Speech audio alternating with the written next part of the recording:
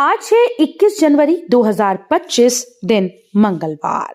Welcome back to clean news UP. चलिए देखते हैं उत्तर प्रदेश की 25 फटाफट बड़ी खबरों को। यूपी की खेती का उद्धार करेगी यूपी एग्रीज योजना। सीएम योगी 28 जनवरी को करेंगे लॉन्च। देश में सबसे अधिक उपजाऊ भूमि यूपी के पास है। कई फसलों के उत्पादन में यूपी अव्वल है। बावजूद इसके यहाँ 40% जिले हैं तो कृषि उत्पादन में पिछड़े हुए हैं। इन जिलों की खेती का उद्धार करने के लिए सरकार इनको उन्नत कृषि तकनीक और बाजार से जोड़ेगी। विश्व बैंक के सहयोग से UP agriculture growth and rural enterprise ecosystem strengthening project की कार्य योजना तैयार की गई। सीएम योगी आदित्यनाथ 28 जनवरी को इंदिरा गांधी प्रतिष्ठान में इसको लॉन्च करेंगी। यूपी में 15,573 करोड़ रुपए से बनेंगे हाईवे। कानपुर, बाराबंकी, बहराइच समेत कई जिलों की राह होगी आसान। उत्तर प्रदेश में भारतीय राष्ट्रीय राजमार्ग प्राधिकरण के द्वारा 15,573 करोड़ रुपए की लागत से कई नई हाईवा परियोजनाएं शुरू की जा रही हैं। इन परियोजनाओं का उद्देश्य प्रदेश के प्रमुख शहरों और जिलों को जोड़ना है, जिससे यात्रा की समय सीमा कम होगी और राज्य की सड़कों पर यातायात व्यवस्था बेहतर होगी। कानपुर, बाराबंकी, बहराइच, आगरा, मथुरा, बरेली, अलीगढ़ जैसे प्रमुख जिलों के लिए ये हाईवे परियोजनाएं वरदान साबित होंगी। महाकुंभ में पीएम मोदी को मिलेगा सनातन रत्न सम्मान। प्रयागराज में अखिल भारतीय दंडी स्वामी समाज और अखिल भारतीय सनातन धर्म संसद की ओर से 24 जनवरी को पीएम मोदी और सीएम योगी समेत 5 लोगों को सनातन रत्न सम्मान दिया जाएगा, जिन्होंने कला, परोपकार, हिंदुत्व दर्शन, हरित क्रांति समेत अलग अलग विषयों में काम किया है। इस बार ऑनलाइन मोड में होगी जेईई एडवांस्ड। आईआईटी कानपुर ने जारी किया नोटिफिकेशन। जेईई एडवांस्ड इस बार ऑनलाइन मोड में आयोजित किया जाएगा। आईआईटी कानपुर ने नोटिफिकेशन जारी कर इसकी पुष्टि की है। परीक्षा एक ही दिन 2 पालियों में होगी और सभी अभ्यर्थियों को दोनों पालियों की परीक्षा देनी होगी। रिजल्ट परसेंटाइल के आधार पर नहीं बल्कि प्रतिशत अंकों के आधार पर प्रकाशित किया जाएगा। काशी आएंगे 3 शंकराचार्य, 3000 अनुयायियों के साथ होगा महायज्ञ। वेद और शास्त्रों पर होगा मंथन। महाकुंभ में तीनों पीठ के जगत गुरु शंकराचार्य प्रवास कर रहे हैं। वो संगम स्नान, पूजन, यज्ञ करने के साथ धर्म संसद आदि धार्मिक कार्यक्रमों में भाग ले रहे हैं।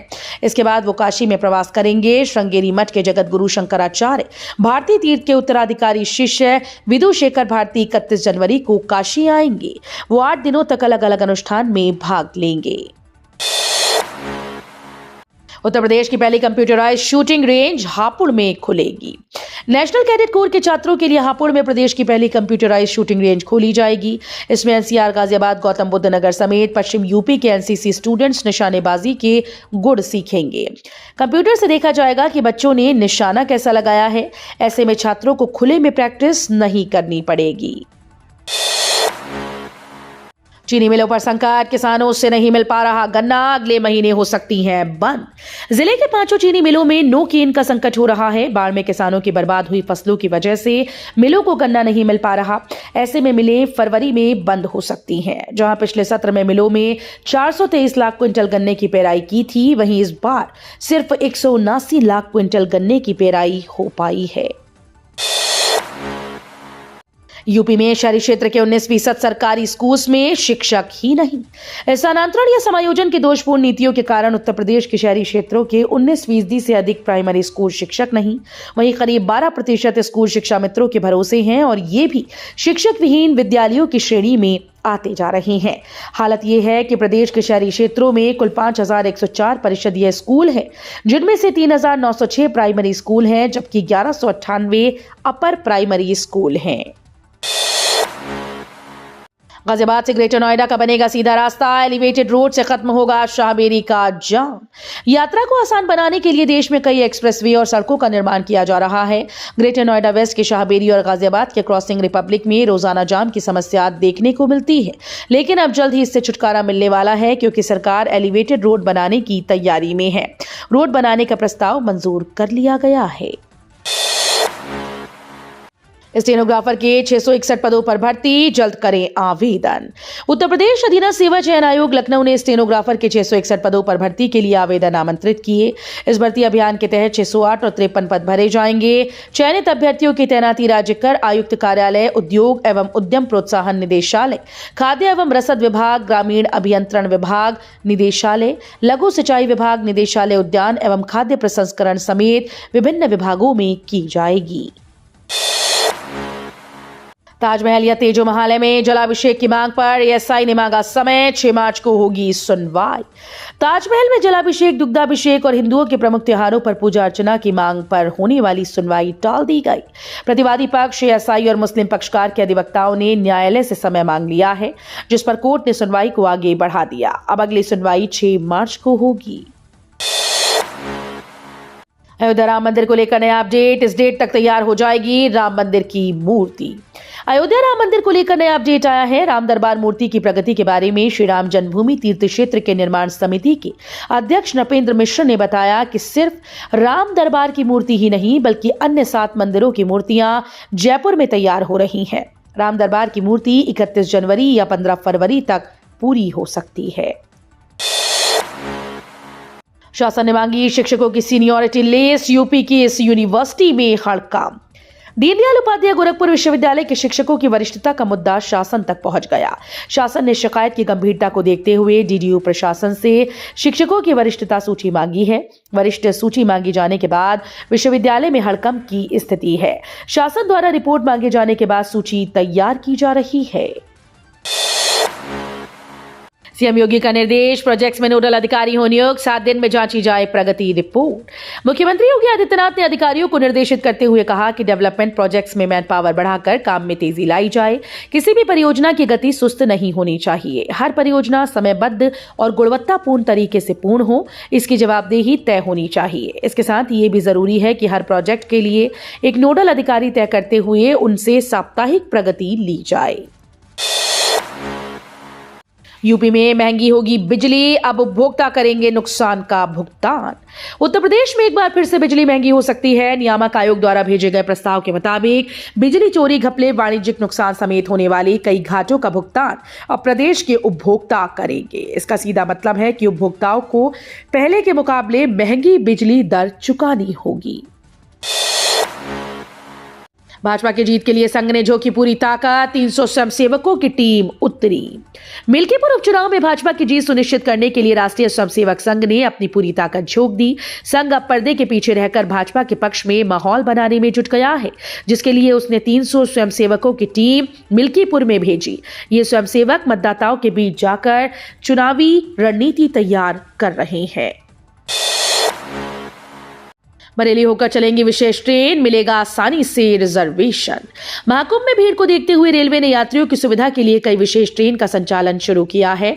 वर्तमान में बरेली से त्रिवेणी, राज्यरानी और मुगलसराय सहित कुल 8 नियमित ट्रेन चल रही हैं। अब 14 विशेष ट्रेन बरेली होकर अमृतसर, दिल्ली, प्रयागराज के बीच 14 विशेष ट्रेन चलाई हैं।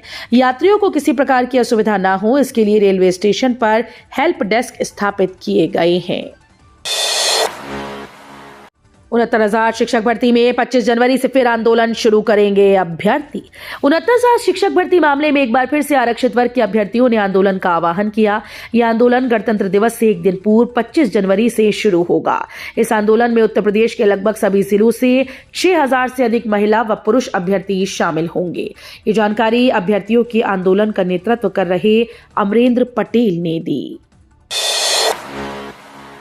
महाकुंभ में अपनों को मिला रहा खोया पाया केंद्र, 2 खोए हुए बच्चों को परिजन से मिलाया।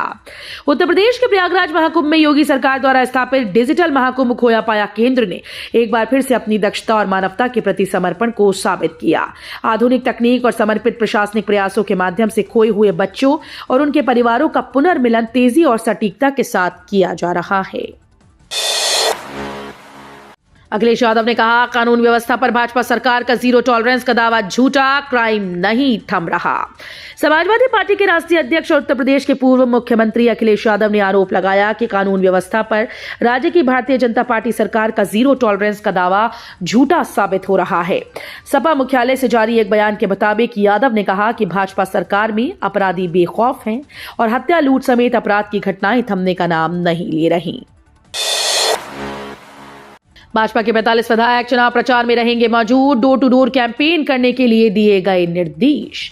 भारतीय जनता पार्टी के 45 विधायक प्रवासी के रूप में मिल्कीपुर विधानसभा क्षेत्र में डोर टू डोर कैंपेन करेंगे। ये जानकारी पार्टी के प्रदेश महामंत्री संगठन धर्मपाल सिंह ने उपचुनाव के प्रभारी मंत्रियों व प्रवासी नेताओं की इनायत नगर के एक स्कूल में हुई बैठक में दी। गुलाम कश्मीर से आतंक का हो खात्मा, नहीं तो मिलेगा करारा जवाब। रक्षा मंत्री राजनाथ सिंह की पाक को 2 टूक। रक्षा मंत्री राजनाथ सिंह ने कहा कि गुलाम कश्मीर भारत का मुकुट रत्न है और उसके बिना जम्मू कश्मीर अधूरा। पाकिस्तान जम्मू कश्मीर में आतंकवाद को बढ़ावा देने से बाज नहीं आ रहा।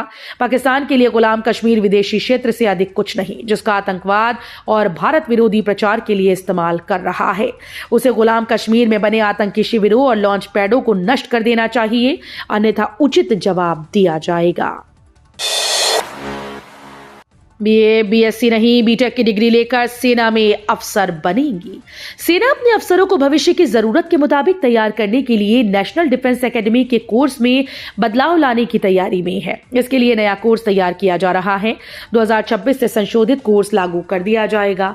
नए कोर्स में इंजीनियरिंग और तकनीक से जुड़े अध्ययन पर फोकस किया जाएगा।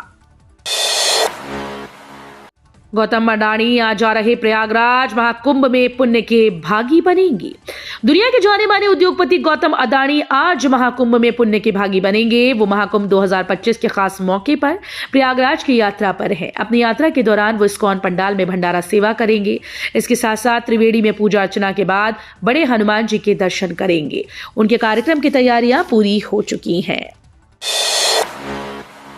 समुद्र मंथन कुंभ कलश की गाथा दिखाएंगे ड्रोन। महाकुंभ में संगम तट पर 3 दिवसीय आयोजन। प्रदेश के पर्यटन मंत्री जयवीर सिंह ने कहा कि आस्था के समागम प्रयागराज महाकुंभ में पर्यटन विभाग ड्रोन शो का आयोजन करने जा रहा है। 24 से 26 जनवरी तक इस शो का आयोजन होगा। त्रिवेणी संगम के आकाश में make in India drone Mahakumbh की आध्यात्मिक कथा को नए और अनोखे रूप में प्रस्तुत करेंगे। समुद्र मंथन कुंभ कलश की गाथा दिखाएंगे। उन्होंने बताया कि 24 जनवरी को उत्तर प्रदेश दिवस, 25 जनवरी को राष्ट्रीय पर्यटन दिवस और 26 जनवरी को गणतंत्र दिवस के अवसर पर ड्रोन शो आयोजित किए जाएंगे। तो ये थी आज की 25 फटाफट बड़ी खबरें। अगर आपको न्यूज पसंद आई हो तो वीडियो को लाइक और शेयर जरूर करें। धन्यवाद।